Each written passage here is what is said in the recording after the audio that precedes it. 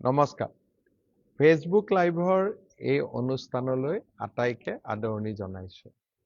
নিৰ্বাচনৰ সময়ৰ পৰা মই ফেচবুক লাইভৰ অনুষ্ঠান কৰা নাছিলোঁ, কাৰণ নিৰ্বাচনৰ সময়ত আপোনালোকক বিভিন্ন সভাই সমিতিয়ে সঘনাই লগো পাইছিলোঁ আৰু আপোনালোকৰ সৈতে কথা পতাৰ সৌভাগ্যও হৈছিল। যোৱা 12 মে তাৰিখে শপত গ্ৰহণ কৰাৰ পিছৰে পৰা মন্ত্ৰীসভাৰ গঠন, দপ্তৰ বিতৰণ, নীতি আয়োগৰ বৈঠক আদি বিভিন্ন কামত ব্যস্ত হৈ আছিলোঁ। তাৰ মাজতে অসম বিধানসভাৰ অধিৱেশনো অনুষ্ঠিত হ'ল। প্ৰাৰম্ভিক চৰকাৰৰ দ্বিতীয়বাৰ দায়িত্ব লোৱাৰ পিছত প্ৰাৰম্ভিক যি ব্যস্ততা, সেই ব্যস্ততাৰ ইতিমধ্যে সামৰণি পৰিছে আৰু এতিয়াৰ পৰা মাজে সময়ে আপোনালোকৰ ওচৰলৈ ফেচবুক লাইভৰ জৰিয়তে আহি থাকিম।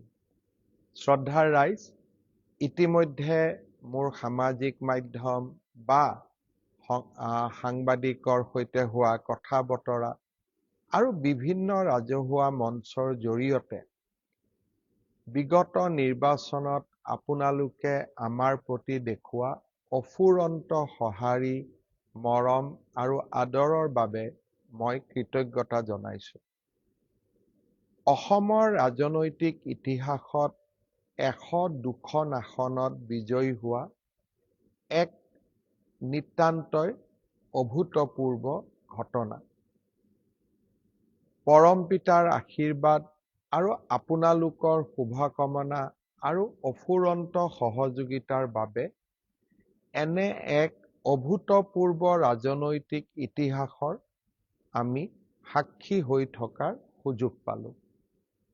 মই কেইবাখনো সভাত কৈছোঁ যে নৰ আৰু নাৰায়ণ অৰ্থাৎ নেদেখাজন আৰু আপোনালোকৰ অভূতপূৰ্ব আশীৰ্বাদ, মৰম, সহানুভূতি, সহযোগিতা নাথাকিলে অসমৰ দৰে ৰাজ্য এখনত 126খন আসনৰ ভিতৰত 102খন আসন জয় কৰাটো এটা ভাবিব নোৱাৰা পৰিঘটনা। যি নহওক, ভাবিব নোৱাৰা ঘটনা এটা আমাৰ ৰাজ্যত সংঘটিত হ'ল আৰু এই গোটেই ঘটনাৰ সাক্ষী হৈ থকাৰ সুযোগ পালোঁ। আশীৰ্বাদ যাত্ৰাৰে পৰা আৰম্ভ কৰি নিৰ্বাচনৰ ফলাফল ঘোষণা নোহোৱা দিন পৰ্যন্ত আপোনালোকৰ যি মই মৰম, আদৰ লাভ কৰিলোঁ, তাক মই জীৱনত কেতিয়াও পাহৰিব নোৱাৰোঁ আৰু জীৱনৰ শেষ দিনটোলৈকে আপোনালোকৰ এই মৰম আৰু আদৰক মই সন্মানেৰে সৈতে মোৰ স্মৃতিকোঠাত মই জীয়াই ৰাখিম আৰু সদায়ে মোৰ কাম কাজ আৰু সেৱাৰ জৰিয়তে আপোনালোকৰ এই সহযোগিতা, আশীৰ্বাদক কিঞ্চিত হ'লেও উভতাই দিয়াৰ প্ৰচেষ্টা কৰিম। অসমৰ বিকাশ আৰু চৌফালে অসমৰ বিকাশে হ'ল আমাৰ ৰাজনীতিৰ মূল লক্ষ্য। আজি আমাৰ ৰাজ্যখন যোৱা 2014 চনৰ পিছত বিভিন্ন ধৰণে শক্তিশালী হৈছে আৰু আজি অসমবাসী আৰু অসমীয়া আমি ৰাজনৈতিক, অৰ্থনৈতিক, সাংস্কৃতিক সকলো দিশৰ পৰা চহকী হৈছোঁ। প্ৰধানমন্ত্ৰী নৰেন্দ্ৰ মোদীয়েও আমাৰ ৰাষ্ট্ৰৰ আটাইতকৈ নিৰন্তৰভাৱে কাম কৰি থকা দীৰ্ঘকালীন প্ৰধানমন্ত্ৰী হোৱাৰ অভিলেখো সৃষ্টি কৰিলে। মই এই আপাহতে প্ৰধানমন্ত্ৰী নৰেন্দ্ৰ মোদী ডাঙৰীয়াকো তেওঁৰ অভূতপূৰ্ব ৰাজনৈতিক সফলতাৰ বাবে ধন্যবাদ আৰু কৃতজ্ঞতা জনাইছোঁ। অসমবাসী আৰু অসমীয়াৰ প্ৰতি তেওঁ দেখুওৱা অভূতপূৰ্ব মৰম আৰু সহযোগিতাৰ বাবেও মই আকৌ এবাৰ তেখেতক কৃতজ্ঞতা জনাইছোঁ। ৰাজ্যৰ দায়িত্বভাৰ গ্ৰহণ কৰাৰ পিছৰে পৰা আমি ইতিমধ্যে আমাৰ কৰ্মযজ্ঞত আমি নিজকে নিয়োগ কৰিছোঁ। আমাৰ ৰাজ্যত বিধানসভাৰ জৰিয়তে প্ৰথম এমাহৰ ভিতৰতে ইউনিফৰ্ম চিভিল কোড অৰ্থাৎ UCCৰ যি অনুমোদন বিধানসভাৰ জৰিয়তে আমি যি অনুমোদন লাভ কৰিলোঁ, সি আমাৰ এক ডাঙৰ নিৰ্বাচনী প্ৰতিশ্ৰুতি পূৰণো হ'ল আৰু সামাজিক ন্যায় প্ৰতিষ্ঠাৰ ক্ষেত্ৰত ই এক মহা ঘটনালৈ ৰূপান্তৰ পালে। যোৱা কেইটামান দিনত আমি কেইবাটাও গুৰুত্বপূৰ্ণ সিদ্ধান্তও গ্ৰহণ কৰিছোঁ। আমাৰ ৰাজ্যত যেতিয়া নিৰ্বাচন হয়, নিৰ্বাচনৰ আগতে মাত্ৰ 4 মাহ চৰকাৰৰ টকা পইচা খৰচ কৰাৰ বাবে আমি ভোট অন একাউণ্টছ আমি গ্ৰহণ কৰোঁ। কাৰণ নিৰ্বাচনত কোন ৰাজনৈতিক দল জিকিব সি ঠিক হৈ নাথাকে। নিৰ্বাচনৰ পিছতেই যাতে এখন পূৰ্ণাংগ বাজেট দিব পৰা যায়, সেইবাবে নিৰ্বাচনৰ সময়ত মাত্ৰ 4 মাহৰ বাবে দৰমহাকে ধৰি প্ৰয়োজনীয় খৰচখিনি কৰাৰ বাবে আমি ভোট অন একাউণ্টছ বাজেট গ্ৰহণ কৰোঁ। নিৰ্বাচিত চৰকাৰে আহিয়েই এখন পূৰ্ণাংগ বাজেট দাখিল কৰে। অহা 6 জুলাইৰ পৰা অসমত বিধানসভাৰ অধিৱেশন আৰম্ভ হ'ব আৰু পূৰ্ণাংগ বাজেট আমি জুলাই মাহত গ্ৰহণ কৰিব পাৰিম। আমাৰ আই মাতৃসকলে বিভিন্ন উন্নয়নমূলক আঁচনিৰ লগত যোৱা মাহটোত নিজকে জড়িত কৰিব পৰা নাই। কাৰণ আমাৰ ভোট অন একাউণ্টছ বাজেটৰ বাবেই আমি এনেধৰণৰ উন্নয়নমূলক কাম কাজসমূহ কৰিব পৰা নাই। মই ইতিমধ্যে সংবাদ মাধ্যমত কৈছোঁ, কিন্তু আজি মই আপোনালোকক আকৌ এবাৰ ক'ব খুজিছোঁ যে আগষ্ট মাহৰ প্ৰথম সপ্তাহৰ পৰাই মই চেষ্টা কৰিম 2 বা 3 আগষ্টৰ পৰাই আপোনালোকে অৰুণোদয় আঁচনি আগৰ দৰে লাভ কৰিব। আগষ্ট মাহৰ পৰা অৰুণোদয় আপোনালোকে মাহেকীয়া নিয়মিতভাৱে পাই থাকিব আৰু আপোনালোকে অলপো চিন্তা কৰিব নালাগে। সেই ধৰণে আমি যিটো কম দামত চেনি বা দাইল দি আছিলোঁ, সেই আঁচনিখনো আমি আগষ্ট মাহৰ পৰাই আৰম্ভ কৰিম। অৱশ্যে আমি ইয়াক অকণমান নতুন ৰূপত লৈ আহিম। সেই বিষয়ে আমাৰ পূৰ্ণাংগ বাজেটত আপোনালোকে শুনিবলৈ পাব। নিযুত মইনা, নিযুত বাবু, এই প্ৰত্যেকবোৰ আঁচনি, জীৱন প্ৰেৰণা, এই প্ৰত্যেকবোৰ আঁচনি আমি আগষ্ট মাহৰ পৰা আৰম্ভ কৰিম। বহুতে মোৰ ফেচবুকত প্ৰশ্ন সোধে, মামা জীৱন প্ৰেৰণা কেতিয়া পাম, নিযুত মইনা কেতিয়া পাম? আমি গোটেইবোৰ আঁচনি আগষ্ট মাহৰ পৰা আপোনালোকক দিয়া ব্যৱস্থা কৰিম আৰু তাৰ পিছত সমগ্ৰ সময়ছোৱাত আপোনালোকে এই আঁচনি নিৰবিচ্ছিন্নভাৱে পাই থাকিব। এই আঁচনিসমূহ চলি থকাৰ লগতে আমি অসমৰ বাবে গ্ৰহণ কৰা ডাঙৰ ডাঙৰ আঁচনিবিলাকৰ কামো এই সময়ছোৱাত আগবঢ়াই লৈ গৈ আছোঁ। গুৱাহাটী ৰিং ৰোডৰ নিৰ্মাণ কাৰ্য ইতিমধ্যে আৰম্ভ হ'ল। কাজিৰঙাৰ এলিভেটেড কৰিডৰৰ নিবিদা প্ৰক্ৰিয়া ইতিমধ্যে আৰম্ভ হ'ল। অহা এমাহৰ ভিতৰত নুমলীগড় আৰু গহপুৰৰ মাজৰ যি আমি প্ৰায় 18,000 কোটি টকাৰে সুৰংগ নিৰ্মাণ কৰিম, তাৰো নিবিদা প্ৰক্ৰিয়া এই মাহৰ ভিতৰতে অৰ্থাৎ জুলাই মাহৰ ভিতৰতে আৰম্ভ হ'ব। ইয়াৰ উপৰিও মই নতুন দিল্লীত থকা সময়ছোৱাত প্ৰধানমন্ত্ৰী নৰেন্দ্ৰ মোদী ডাঙৰীয়া আৰু কেন্দ্ৰীয় পথ পৰিবহণ মন্ত্ৰী নীতিন গাডকাৰী ডাঙৰীয়াক লগ পোৱাৰ মোৰ সৌভাগ্য হৈছিল। তেখেতসকলে মোক 3টা আঁচনি অসমৰ বাবে খুব তৎপৰতাৰে অনুমোদনৰ প্ৰতিশ্ৰুতি দিছে। ইয়াৰ প্ৰথম আঁচনিটো হ'ল বাইহাটা চাৰিআলিৰ পৰা তেজপুৰৰ মিছন চাৰিআলিলৈকে এই সমগ্ৰ পথছোৱা 4 লেনযুক্ত হিচাপে নিৰ্মাণ কৰা। ই এটা বহুদিনীয়া দৰং আৰু শোণিতপুৰৰ ৰাইজৰ বহুদিনৰ দাবী আছিল।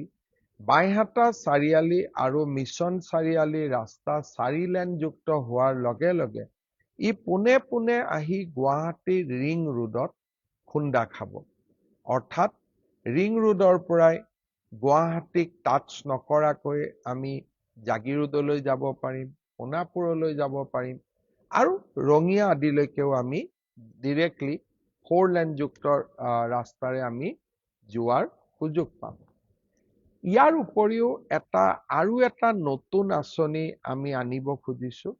সেইটো হ'ল গুৱাহাটী বিমানবন্দৰৰ পৰা গড়ল, ধাৰাপুৰ, গুৱাহাটী বিশ্ববিদ্যালয় এই 10-12 কিলোমিটাৰ পথ আমি এটা এলিভেটেড কৰিডৰ অৰ্থাৎ 10 কিলোমিটাৰৰ এখন উৰণীয়া সেতু আমি নিৰ্মাণ কৰিব খুজিছো, যাতে গুৱাহাটী বিমানবন্দৰলৈ জালুকবাৰীৰ পৰা মাত্ৰ 7 বা 8 মিনিটতে আমি গৈ পাব পাৰো। এই আঁচনিখনো অহা কিছু মাহৰ ভিতৰতে অনুমোদন হ'ব বুলি ভাৰত চৰকাৰে আমাক অৱগত কৰিছে। তৃতীয়তে আমি এটা ডাঙৰ আঁচনি হাতত লৈছিলো, সেয়া হ'ল শিলিগুৰিৰ পৰা শিলচৰ এটা নতুন এক্সপ্ৰেছ হাইৱে। ইয়াৰে প্ৰথম পৰ্যায় শিলচৰৰ পৰা বৰাপানীলৈ প্ৰায় 25,000 কোটি টকাৰ এখন বিশাল আঁচনি। ই ইতিমধ্যে প্ৰধানমন্ত্ৰী নৰেন্দ্ৰ মোদী ডাঙৰীয়াই শিলচৰত আধাৰশিলা কৰিছিল। এতিয়া ছেকেণ্ড ফেজত এই আঁচনিখন বৰাপানীৰ পৰা গুৱাহাটীলৈ অনুমোদন হ'ব। তৃতীয় পৰ্যায়ত গুৱাহাটীৰ পৰা শ্ৰীৰামপুৰলৈ আৰু চতুৰ্থ পৰ্যায়ত শ্ৰীৰামপুৰৰ পৰা শিলিগুৰিলৈ ইয়াক কানেক্ট কৰা হ'ব। এই আঁচনিখনো আমাৰ 5 বছৰীয়া কাৰ্যকালৰ ভিতৰতে আমি শেষ কৰিম। এনেধৰণে ভগৱানে কৰিলে গুৱাহাটীৰ পৰা তিনচুকীয়ালৈ এটা এক্সপ্ৰেছ হাইৱে নিৰ্মাণৰ মোৰ মনত ইচ্ছা আছে। তাৰ বিষয়েও আমি নিশ্চিতভাৱে আমাৰ প্ৰচেষ্টা চলাই যাম। ডিব্ৰুগড়ক ৰাজ্যৰ দ্বিতীয়খন ৰাজধানী ঘোষণা কৰা হৈছিল। ডিব্ৰুগড়ৰ উন্নয়নৰ বাবে আমাৰ কেবিনেটে 500 কোটি টকা ব্যয় কৰাৰ বাবে সিদ্ধান্ত গ্ৰহণ কৰিছে। বিধায়ক প্ৰশান্ত ফুকনক এই আঁচনিখনৰ সিলেকশ্যন বা কি কাম কৰিব লাগিব তাৰ কাৰণে তেখেতৰ নেতৃত্বত আমি ছেকেণ্ড কেপিটেল ডেভেলপমেণ্ট অথৰিটি এটা কৰিছো আৰু নিশ্চিতভাৱে অহা কিছুদিনত মই যেতিয়া ডিব্ৰুগড়লৈ যাম, এই আঁচনি বা এই 500 কোটি টকাৰে আমি কি কাম কৰিম তাৰ বিষয়ে ডিব্ৰুগড়ৰ ৰাইজৰ লগত কথা পতাৰ মই নিশ্চিতভাৱে সুযোগ গ্ৰহণ কৰিম। ইয়াৰ উপৰিও আমি শিলচৰৰ এখন নতুন বিমানবন্দৰ নিৰ্মাণৰ যিটো প্ৰচেষ্টা তাৰ অনুমোদনৰ বাবে আমি কাম কৰি আছো। অহা কেইদিনমানৰ ভিতৰতে আমি তাৰো অনুমোদন পোৱাৰ আশা কৰিছো। ইয়াৰ পিছত এটা নতুন আঁচনি এইবাৰ দিল্লীত যাওঁতে আমি আলোচনা কৰিছিলো যে ৰূপসী বিমানবন্দৰ ই এটা ষ্ট্ৰেটেজিক লোকেশ্যনত আছে। ৰূপসীৰ পৰা বাংলাদেশ ওচৰত, ৰূপসীৰ পৰা পশ্চিমবংগ ওচৰত, ৰূপসী আমাৰ BTADৰ কাষতে আৰু ৰূপসীলৈকে গুৱাহাটীৰ পৰাও যাব পাৰি। শিলচৰ শিলিগুৰি কৰিডৰ হৈ গ'লে ৰূপসীটো আমি 2 ঘণ্টাতে গৈ পাব পাৰোঁ। ৰূপসী বিমানবন্দৰক আমি এটা ডাঙৰ লজিষ্টিক হাব হিচাপে নিৰ্মাণ কৰিব পাৰো নেকি? বিমানবন্দৰটো ডাঙৰ কৰি নিৰ্মাণ কৰি তাৰো আমি নতুন চিন্তা চৰ্চা আৰম্ভ কৰিছো। ইয়াৰ উপৰিও নিৰ্বাচনৰ সময়ত আমি এটা প্ৰতিশ্ৰুতি দিছিলো যে ৰাজ্যৰ প্ৰতিখন জিলাতে এখন বিশ্ববিদ্যালয় হ'ব, প্ৰতিখন জিলাতে এখন মেডিকেল কলেজ হ'ব আৰু প্ৰতিখন জিলাতে এখন ইঞ্জিনিয়াৰিং কলেজ হ'ব। এই প্ৰচেষ্টাৰ অংশ হিচাপে হাইলাকান্দি, হোজাই, বজালি আৰু গোৱালপাৰাত নতুনকৈ 4খন মেডিকেল কলেজৰ নিৰ্মাণৰ প্ৰচেষ্টাও ইতিমধ্যে আমি বিভিন্ন পৰ্যায়ত আৰম্ভ কৰিছোঁ। সন্মানীয় ৰাইজ, অনাগত 5টা বছৰত মই মাত্ৰ কেইটামান সৰুকৈ মোৰ মনত পৰা আঁচনিৰ কথা ক'লো। অনাগত 5টা বছৰত অসমখনক সজাই পৰাই এখন সৰ্বাংগ সুন্দৰ ৰাজ্যলৈ ৰূপান্তৰ কৰাৰ প্ৰচেষ্টা মই অব্যাহত ৰাখিম। বহুদিনে বন্ধ হৈ থকা কামাখ্যা কৰিডৰ নিৰ্মাণৰ কামো ইতিমধ্যে আৰম্ভ হ'ল। শ্ৰদ্ধাৰ ৰাইজ, বিগত নিৰ্বাচনত মই প্ৰতিশ্ৰুতি দিছিলোঁ যে আমাৰ ৰাজ্যৰ যুৱক যুৱতীক আমি 2 লাখ চৰকাৰী চাকৰিৰ সুবিধা দিম। যোৱাবাৰ আমি 1 লাখ চাকৰিৰ সুবিধা দিয়াৰ কথা কৈছিলোঁ। 1,60,000 যুৱক যুৱতীক আমি চৰকাৰী চাকৰি দিব পাৰিলোঁ। এইবাৰো আমি 2 লাখ ল'ৰা ছোৱালীক কেনেকে চাকৰি দিব পাৰোঁ, কোন বিভাগত কিমান পদ খালী আছে, পদোন্নতিৰ জৰিয়তে নতুনকৈ কিমান পদ সৃষ্টি কৰিব পাৰি, নতুনকৈ কেনেকে বেটেলিয়ন আদি নিৰ্মাণ কৰিব পাৰি, এই কথাবোৰো ইতিমধ্যে আমি আলোচনা আৰম্ভ কৰি দিছোঁ। অৰ্থাৎ নিৰ্বাচনৰ সময়ত দিয়া প্ৰতিশ্ৰুতিবোৰ কেৱল মাত্ৰ নিৰ্বাচনী প্ৰতিশ্ৰুতি নহয়, ই আমাৰ উন্নয়নৰ মন্ত্ৰ, অসমক বিকাশৰ পথলৈ আগুৱাই লৈ যোৱাৰ এক আমাৰ বাবে পবিত্ৰ দায়িত্ব আৰু কৰ্তব্য। তাক আমি সদায়ে স্বীকাৰ কৰোঁ আৰু অসমৰ ৰাইজৰ বাবে আমি এনেকৈ নিৰলস আমি কাম কৰি গৈ থাকিম। অসমৰ সংস্কৃতি, অসমৰ পৰিচয়, এই গোটেইবোৰ আমাৰ বাবে ৰাজনৈতিক শ্লোগান নহয়। অসমৰ আইডেণ্টিটি, অসমৰ স্বাভিমান, অসমৰ সংস্কৃতি, অসমৰ ভূমিৰ ৰক্ষণাবেক্ষণ, আমাৰ এই গোটেই সিদ্ধান্ত বা গোটেই আদৰ্শসমূহ ৰাজনীতি বা ইলেকশ্যনৰ সময়ত কোৱা আদৰ্শ নহয়, ই আমাৰ এক কৰ্মযজ্ঞ। অনাগত দিনসমূহত অসমবাসী আৰু অসমীয়াৰ বাবে আমি নিৰন্তৰ কাম কৰি যাম, তাত আমি কেতিয়াও পিছ হুহুকি নাহো। শ্ৰদ্ধাৰ ৰাইজ, অহা 1, 2, 3 জুলাই এই তিনিওটা দিন অসমৰ কাৰণে হয়তো এক গুৰুত্বপূৰ্ণ দিন হ'বগৈ পাৰে। প্ৰধানমন্ত্ৰী নৰেন্দ্ৰ মোদী ডাঙৰীয়াৰ প্ৰচেষ্টাত এই 3টা দিনত হয়তো আমি এগৰাকী অতিকে শক্তিশালী গুৰুত্বপূৰ্ণ বিদেশী আলহীক আদৰিবৰ বাবে সুযোগ পাম। চৰকাৰীভাৱে ই ঘোষণা হোৱা নাই, তথাপিতো আমি আশা কৰিছোঁ যে প্ৰধানমন্ত্ৰী মোদী ডাঙৰীয়াই 1, 2, 3 তাৰিখে অসম গুৱাহাটী ভ্ৰমণ কৰিব আৰু তেখেতৰ লগত আৰু এগৰাকী শক্তিশালী আলহী বা প্ৰভাৱশালী আলহী বা এগৰাকী আন্তৰ্জাতিকভাৱে পৰিচিত আলহী আমাৰ অসম ভ্ৰমণ কৰিব, গুৱাহাটী ভ্ৰমণ কৰিব। তাৰ কাৰণে মহানগৰীখনক সুন্দৰভাৱে সজাই পৰাই তোলাৰ আমি ব্যৱস্থা আৰম্ভ কৰিছোঁ। কাৰণ এনে ধৰণৰ অতিথিক আদৰাৰ সুযোগ হয়তো এজন মানুহৰ জীৱনকালত এবাৰেই হ'ব পাৰে। এনে ধৰণে আমি যাতে আমাৰ আলহীক উপযুক্ত ধৰণে আমি আদৰণি জনাব পাৰোঁ, তাৰ কাৰণে আমি মহানগৰীৰ সৌন্দৰ্য বৃদ্ধিৰ বাবে ব্যৱস্থা হাতত লৈছোঁ। আপোনালোকৰ মই সহযোগিতা আশা কৰিম। এইকেইটা দিন আমি যাতে আমাৰ অতিথি পৰায়ণৰ উৎকৃষ্টতম উদাহৰণ দিব পাৰোঁ, তাৰ বাবে মই ৰাইজৰ সহযোগিতা বিচাৰিম। আৰু যি সময়ত মহানগৰীখনক সুন্দৰ কৰাৰ প্ৰচেষ্টা হ'ব, কৰবাত নহয় কৰবাত ৰাইজৰ কিছু ক্ষতিও হ'ব। তাৰ বাবে মই ৰাইজৰ ওচৰত ক্ষমা বিচাৰিম, কিন্তু ৰাইজৰ পৰা সহযোগিতাৰো আশা কৰিম। শ্ৰদ্ধাৰ ৰাইজ, এটা কথা নকলে মই নিশ্চয় আপোনালোকৰ ওচৰত দোষী হৈ ৰৈ যাম। যোৱা কেইটামান দিনত অসমত বা আমাৰ দেশত পেট্ৰল ডিজেলৰ মূল্য বৃদ্ধি পাইছে আৰু তাৰ ফলত সৰ্বসাধাৰণ ৰাইজৰ কষ্টও হৈছে।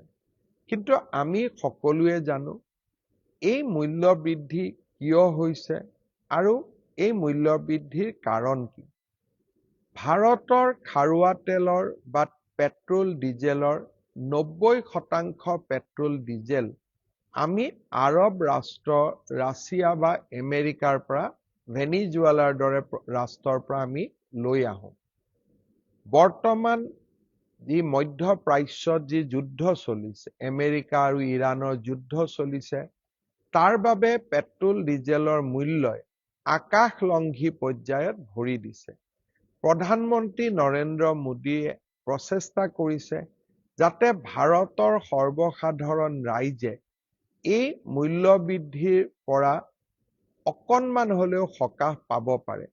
পৃথিৱীৰ সকলো দেশতে ডিজেল পেট্ৰলৰ মূল্য অভাৱনীয়ভাৱে বৃদ্ধি হৈছে।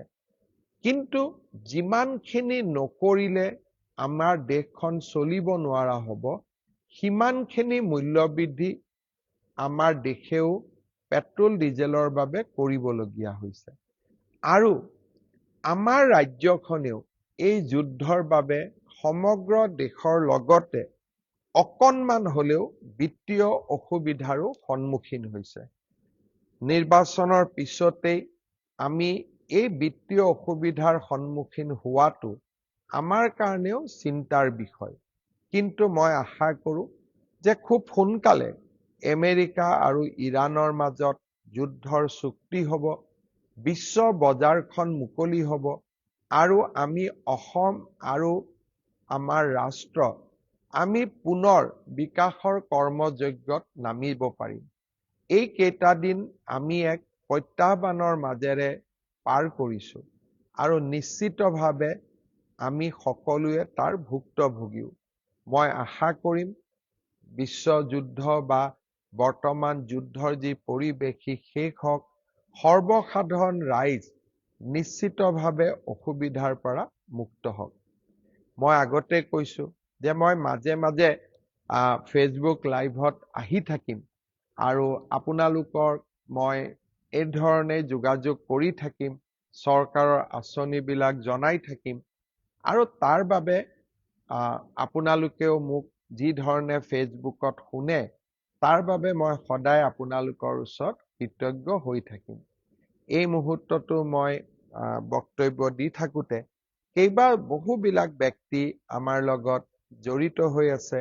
মই দুই এজনৰ মই দেখি আছো যি দুই এজন চিনাকি মানুহো আমাৰ লগত জড়িত হৈ আছে আৰু আমাৰ বহুতবিলাক মোৰ ফেচবুক লাইভত সঘনাই জড়িত হৈ থকা ব্যক্তিসকলো জড়িত হৈ আছে।